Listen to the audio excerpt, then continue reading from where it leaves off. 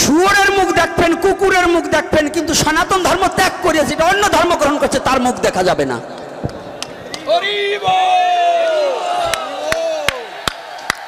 একজন মুসলমান বিপদে পড়লে তাকে উপকার করবেন, আপনার যত সামর্থ্য থাকে তাকে উপকার করবেন।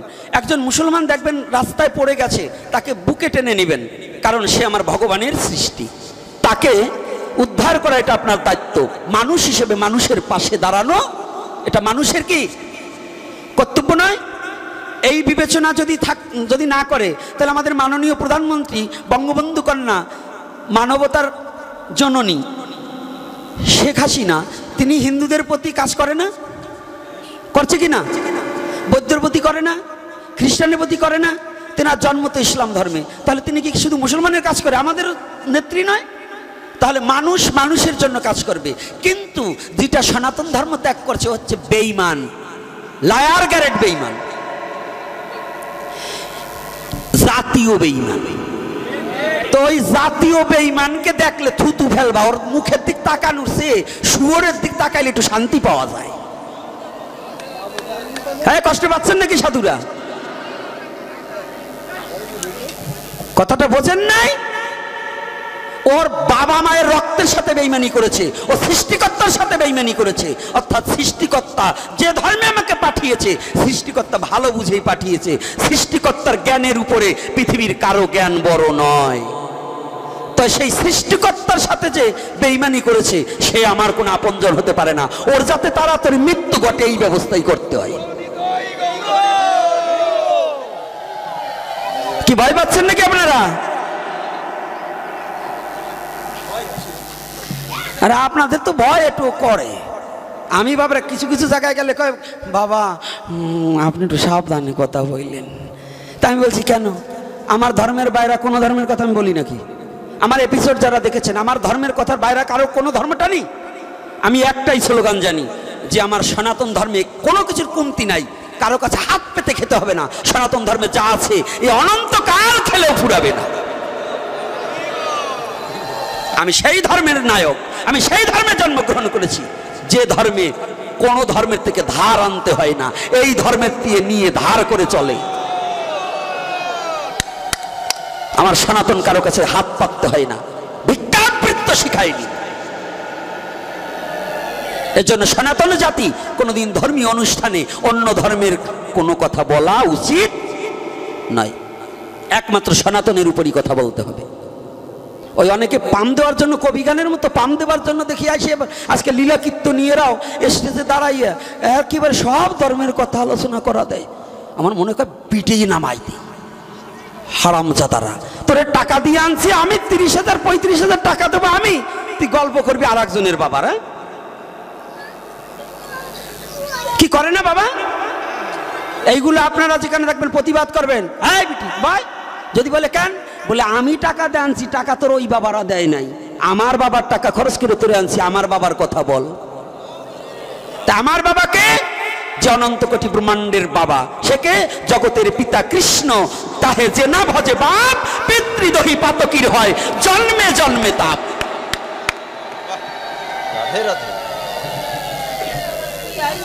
আমার আবার একটু চিল্লে চিল্লি বেশি হয়ে যায় না?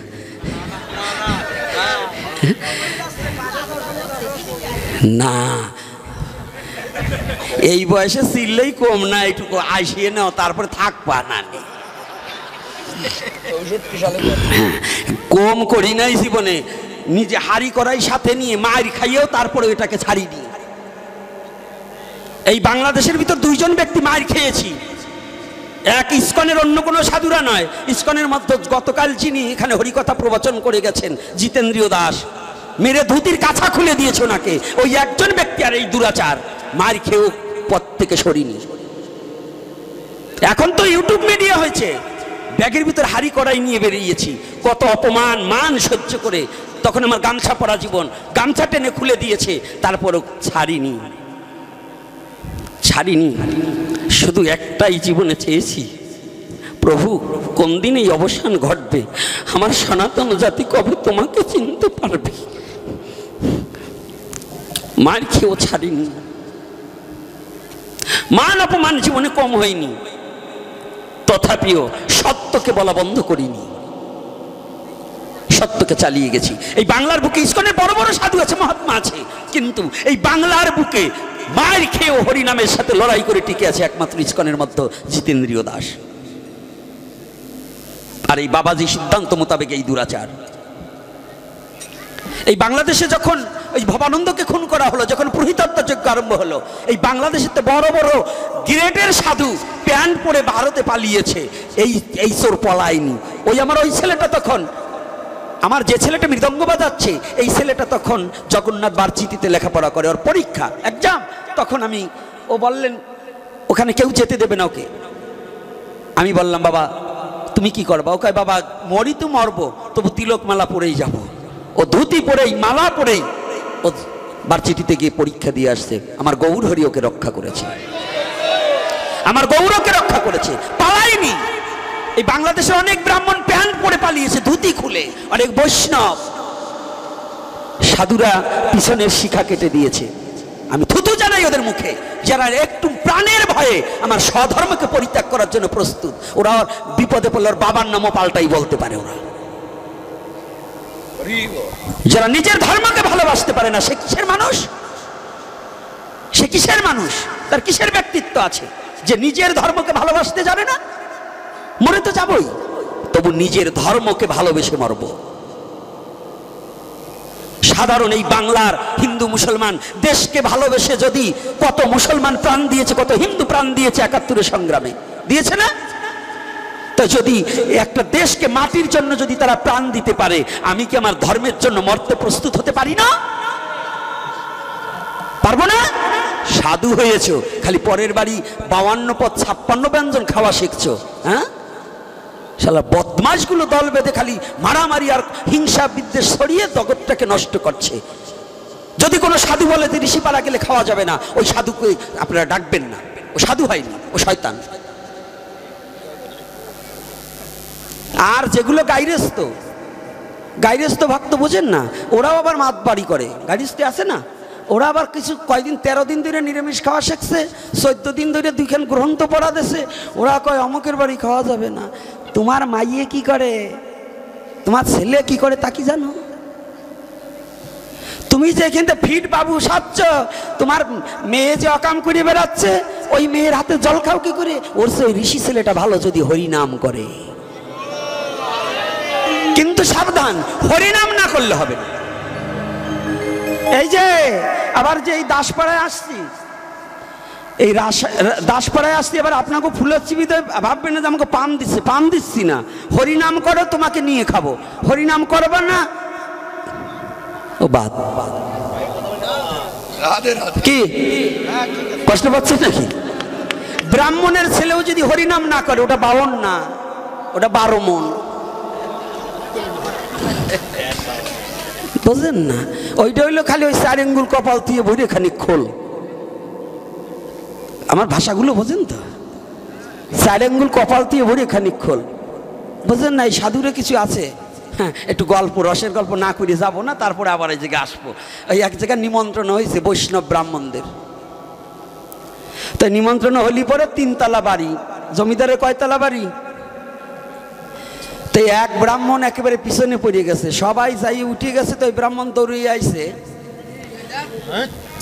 এই পিছনে কারা কমিটির লোক, ওই পিছনে কটাটা তাড়ান।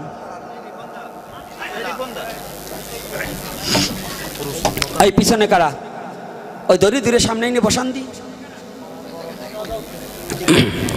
যা আছে ওই ফাঁকে ফাঁকে বসায় দেব। আজকে একটু গল্প শোনো, কাজ হবে না। খালি হরি কথা শুনো না, এই রসে বারে দেবো, কারণ একবারে তো মারা যাবে না। হ্যাঁ, অতিরিক্ত করা কথা কইলে আগে এর পরে আর পাঠে কেউ যাবে না। এই জন্য এমন সিস্টেম করে দেবো, ছেলে মা যেমন ছেলেকে ঔষধ খাওয়ায়, ছেলে ঔষধ খেতে চায় না, একটা বাটি না, স্তন থেকে দুধ টিপে দেয়, ওর মধ্যে একটা ট্যাবলেট ছেড়ে দেয়, গুলিয়ে ছেলে দেখছে মা দিচ্ছে দুধ, ভিতরে কি দিছে, কি দেয়? খোকা খায়, দুধ দিচ্ছি। খোকা তো দুধ ভেবে খায়, মা দিচ্ছে কি? তো মা জানে যে কি দিচ্ছি। তো আজকে এই রসে বারে যা দেবো তা বুঝবেন, আজকে ব্যথা হবে না, 3 সপ্তাহ পরে আপনার ব্রেনে যদি কাজ করে তা বুঝবেন যে গোপীনাথ কি বলে গেছে। 3 সপ্তাহ পরে। তো এইবার 3 তলা বাড়ি, তো তাই 3 তলাই জায়গা করেছে। তো জায়গা করলে পরে এক ব্রাহ্মণ দূরে পড়ে গেছে। ও দৌড়ে আসতে আসতে খাওয়া বুঝি খুব কায়দা মতো খাওয়া, জমিদার বাড়ির খাওয়া। এখন দৌড়িয়ে এসে ও ভাবছে যে আগে উপরতলায় যাবো, উপরতলায় বুঝি ভালো খাওয়া। দৌড়িয়ে গেছি উপরতলায়, দেখে বসার কোনো জায়গা নেই। যাও একটু মাঝের তলায় ফাঁকা দেখছিল, আইসি দেখে তাও ফেলা হয়ে গেছে। এইবার মাঝতলায় বসতে না পেরে নামিয়ে এবার দৌড়িয়ে নিচতলায় আইসি। নিচতলায় দেখে ফেলা হয়ে গেছে এক জায়গায় 1 বিঘে জায়গা আছে। তো মনে মনে চিন্তা করে আগের বৈঠকে যা পাওয়া যায় পরের পঙ্গতিতে তো তা পাওয়া যায় না, আগে যা পায় তা কি পরে পায়? আরে আয়োজন ভালো থাকলে পায়, একেবারে না বইলেন। তো এইবার উনি তো কিন্তু জাগো খাওয়ার লোক, তারা তো ভাবে আগের বেলায় ভালো। তো ওই 1 বিঘে জায়গার ভিতর কায়দা করে বসিয়ে পড়ছে। কিন্তু আগের দিনে কিন্তু একটা সমস্যা ছিল, গুরু গোসাই হলি পরে কিন্তু ব্রাহ্মণ হলি পরে বৈষ্ণব হলি পরে পেট যদি বড় না হয় তাই তারে গোসাই বলা হতো না, পেট একটু তাজা মোটা হইতে হয়। তো যখন তাজা মোটা হয়েছে কর্তা তো বসিয়ে পড়তে, তো জমিদার বাড়ির খাবার দিচ্ছে কায়দা মতো, খাইছে ডক করিয়ে। তো এইবার ওই জমিদার একটা ঘোষণা দিয়েছে, পাকা খাবে মিষ্টিও খাবে। এইবার ঘোষণা দিয়ে দিছে বিশ্ব চরাচরে যে এই খাওয়ার পরে একটা রসগোল্লা খাতে পারবে তাকে 5 টাকা দক্ষিণা দেওয়া হবে। ব্রাহ্মণ মনে মনে চিন্তা করে, এত খাওয়ার পরে আগে যা দক্ষিণা দেশে বস্ত্র দেশে এইবার একটা রসগোল্লা যদি খাবার পারি 5 টাকা, তখনকার দিনে 5 টাকা কিন্তু সাংঘাতিক ব্যাপার। যদি খালি একটু দিবার পারি তাহলে তো 5 টাকা। ওই কর্তা, ওই যে পরে যে কর্তা এসে মারিয়ে দিয়েছে। এইবার মারার পরে এইবার জমিদার বাবু হাঁটছে আর বলছে, এইবার যার একটা রসগোল্লা খেতে পারবে তাকে 10 টাকা দেবো। ব্রাহ্মণ মশাই মনে মনে কয়, তাহলে রসগোল্লা এটা খাইয়ে দিয়েছে 5 টাকা, এইবারে এটা খাইলে 10 টাকা, ডাবল সারা যায়। একবারে কয় দেন, দেশে পরেও কোনো মতে রস চিপড়িয়ে দেশে এই পর্যন্ত উঠে গেছে। এইবার জমিদার বাবু ঘুরছে আর বলছে যে এইবার যদি কেউ খাবার পারে তাকে 30 টাকা দেবো। 2 খাই হয়েছে 15 টাকার, একটাই হবে 30 টাকা। এই খাওয়া কি সারা যায়? তো কর্তা অমনি বলে আমারে আর একটা দিলেই চলে। তো যখন এই আনন্দের মধ্য দিয়ে একটু বুঝতে চেষ্টা করবেন, খালি এক সাইডে কথা বললে হবে না, কারণ তাইলে এগুলোর ধরে রাখতে পারবো না। এই জন্য আনন্দ দেওয়ার দরকার আছে কিনা? হরিনামে আছে সবই, তুই যাহা চাবি তাহা পাবি।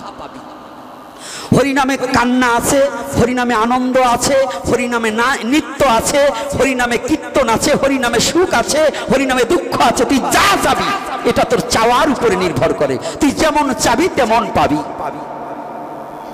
তো এইবার ওই 30 টাকাটাও নেছে। তো 30 টাকাটা বাবা দিবার সময় ওখানে আঙুলটা যাইতে দিতেছে। এইবার একেবারে মাথার নিচের দিক হয় না, উপর পথে উঠে গেছে চোখ। তো যখন উপর দিকে চোখ উঠে গেছে, এখন আর উঠতে পারে না। জমিদারের ডাক দিয়ে বলে, কর্তা আমার একটু উঠোই দিলেই আমার যাওয়া চলে।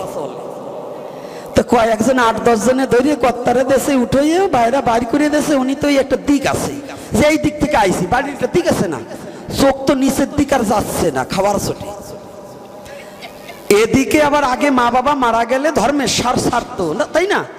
মা বাবা মারা গেলে ধর্মের সার ছাড়তো না, ছেলে গরু ছেড়ে দিত না। তো একজন আর একজন ছাড়িয়ে দিয়েছে, ওইটা বেশ বড় হয়েছে, প্রকাণ্ড হয়েছে। ওইটা ওই কর্তা যে পথে যাবে ওই পথের মাঝখানে শুয়ে রয়েছে।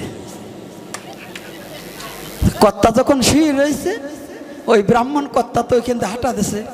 তা হাঁটা দিল, আর চোখ তো উপরের দিক, নিচে কি আছে দেখতে তো পাই না। তো ওইটা পায়ে বাইতে কর্তা শীত হয়ে পড়িয়ে গেছে। তো যখন শীত হয়ে পড়িয়ে গেছে, পরিস মাটির উপরে পড়িস, হাত একখানা ওই ষাঁড় গরু মানে আড়িয়ে গরুর পেটের উপর পড়ছে।